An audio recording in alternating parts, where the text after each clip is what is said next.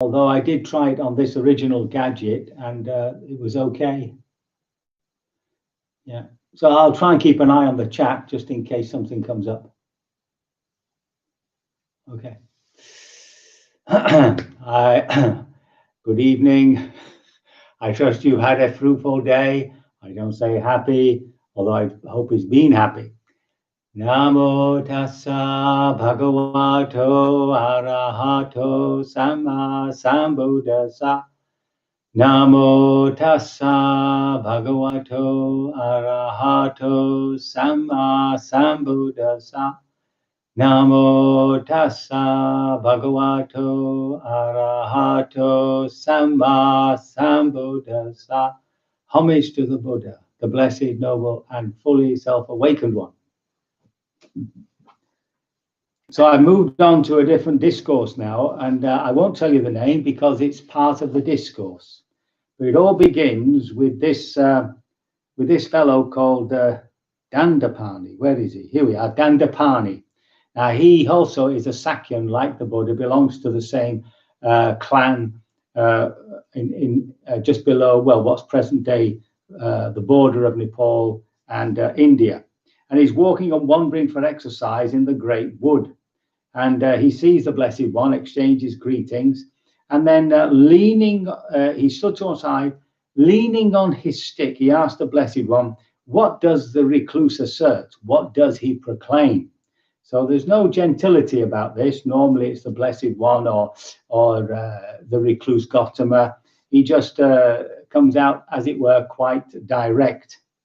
And the Buddha answers, I assert and proclaim such a teaching that one does not quarrel with anyone in the world, with its gods, its maras, its brahmas, in this generation, with its recluses and brahmins, its princes and its people, such that perceptions no more underlie that Brahmin who abides detached from sensual pleasures, without perplexity, shorn of worry, free from craving of any kind of becoming. Okay, so Dandapani shook his head, wagged his tongue, and raised his eyebrows until his forehead was puckered in 3 lines. Then he departed, leaning on his stick. Dandapani is a nickname. It means stick in hand. Now, the commentaries say that he supported Devadatta, who was the renegade monk who tried to kill the Buddha and set up his own order, and eventually set up his own order. I'm sure you all know that story. Yeah? So now, when it was evening, the Blessed One rose from meditation and went to Nigroda's park, where he sat down on a seat made ready for him, and there were some bhikkhus there. And they asked him, what is it? Because they must have heard this answer. Venerable Sir, what is the teaching that the Blessed One asserts, whereby one does not quarrel with anyone in the world, with its princes and its people, etc.? How is it that perceptions no more underlie that Brahmin who abides detached from sensual pleasures, without perplexity, shorn of worry, free from craving for any kind of being or becoming? So here we have, just remember that phrase there, that perceptions no more underlie the Brahmin. So here the Brahmin means somebody who's liberated, who abides detached from sensual pleasures, etc.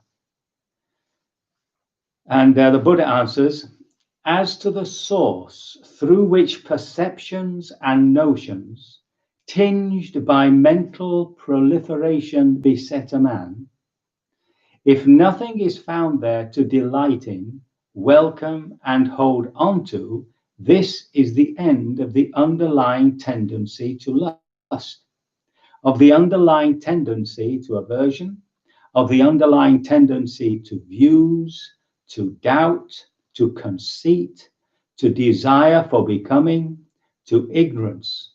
This is the end of resorting to rods and weapons, of quarrels, brawls, disputes, recrimination, malice, and false speech. Here these evil, unwholesome states cease without remainder. Now that is what the Blessed One said. And having said that, the Sublime One rose from his seat and went into his dwelling. And soon after that, these monks said to themselves, the Blessed One has gone to his dwelling after giving a summary in brief without expounding the detailed meaning. Now, who will expound it for us? And then they think of Mahakachana. Now, Mahakachana was also fully liberated, and he was nominated by the Buddha, or given the title by the Buddha, of foremost in expounding the subtleties of the Dharma. So they go to see Mahakachana and exchange greetings, the usual pleasantries. And Mahakachana replies, "Friends, it is as though a man needing heartwood, seeking heartwood, wandering in search of heartwood, thought that heartwood should be sought for among the branches and leaves of a great tree, standing possessed of heartwood, after he had passed over the root and trunks. So it is with you, Venerable Sir, that you think that I should be asked about the meaning of this after you passed the Blessed One by, when you were face to face with the teacher. For knowing, the Blessed One knows. Seeing, he sees. He is vision, he is knowledge, he is the Dharma. He is the Holy One. He is the sayer, the proclaimer, the elucidator of meaning, the giver of the deathless, the Lord of the Dhamma, Tathagata, the transcendent one. That was the time when you should have asked the Blessed One the meaning. As I told you, and as he told you, you should have remembered it." So they say, well, of course, this is true. There was that time, and we would have remembered it. But Mahakachana is praised by the teacher and esteemed by his wise companions in the holy life. Let the Venerable Mahakachana expound it without finding it troublesome. Okay, listen, friends, says Mahakachana. Friends, when the Blessed One rose from his seat and went to his dwelling after giving this summary, so if you remember the statement, I'll just read it again because it's core to the discourse. As to the source through which perceptions and notions, tinged by mental proliferation, beset a man, if nothing is found there to delight in, welcome, hold on to, this is the underlying tendency of all unwholesome states. So now Mahakachana explains this. So some of it, hopefully you will grasp, because we did do it in earlier discourses. Dependent on the I and forms, I consciousness arises. The meeting of the three is contact. With contact as condition, there is feeling. When one feels, that one perceives. What one perceives, that one thinks about. What one thinks about, that one mentally proliferates. With what one has mentally proliferated as the source, perceptions and notions, tinged by mental proliferation, beset a man with respect to the past, the future, and present forms cognizable through the I. So there's your process, and I'm sure you'll recognize it very well. Having seen something, there comes a feeling whereby you say to yourself, this is pleasant or unpleasant. But there also is a perception.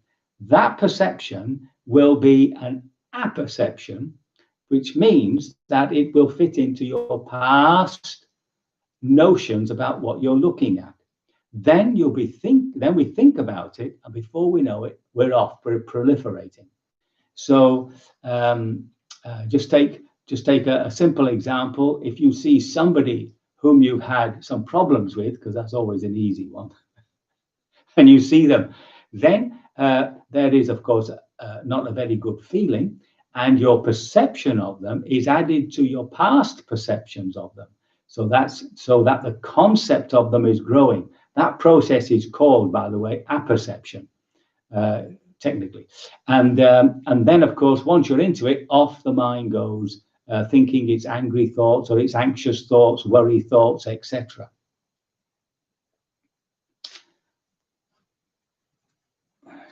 1 second. So now, of course, he goes through all the senses and, of course, through memories. That's the past. And, of course, thinking about the future. So the mind constantly proliferates on a simple input from one of the 6 senses, something you've seen, heard, touched, etc., and something you remember, or something that comes up into your mind.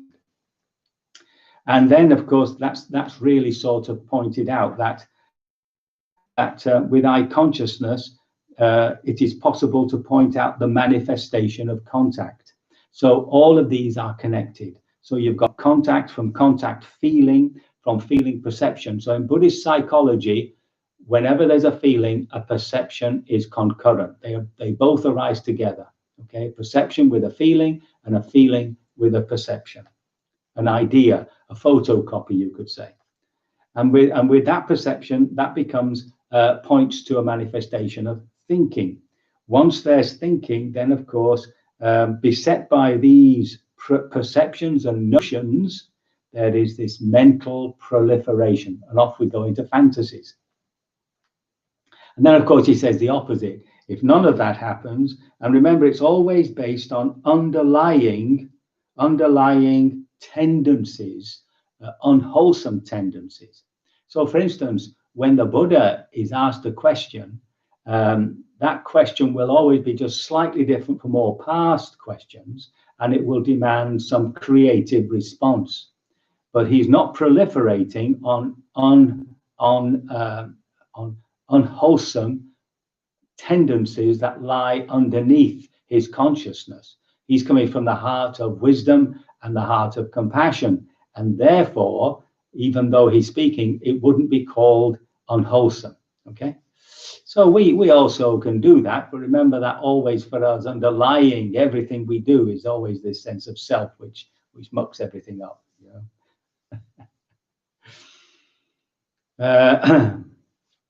So just to state that again, so as to the source through which perceptions and notions tinged by mental proliferation beset a man, if nothing is found there to delight in, so this is somebody who's liberated, nothing to delight in, to welcome, to hold on to, this is the end of the underlying tendency to lust. Okay, to lust here means all greeds.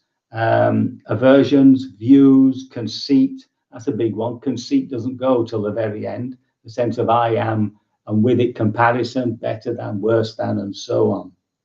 And it's the end of resorting to rods and weapons, quarrels, brawls, disputes, recrimination, malice, and false speech. Here these evil, unwholesome states cease without remainder. And that's why he says, the world argues with me, I do not argue with the world. This is what the Buddha says of himself. Now the bhikkhus delighted and rejoiced in Venerable Kachana's work, and they rose to their seats and went to the Blessed One. And after they had paid the usual homage, they explained to him what Mahakachana had said. And the Blessed One says, Mahakachana is wise, bhikkhus. Mahakachana has great wisdom. If you had asked me the meaning of this, I would have explained it to you in the same way that Mahakachana has explained it.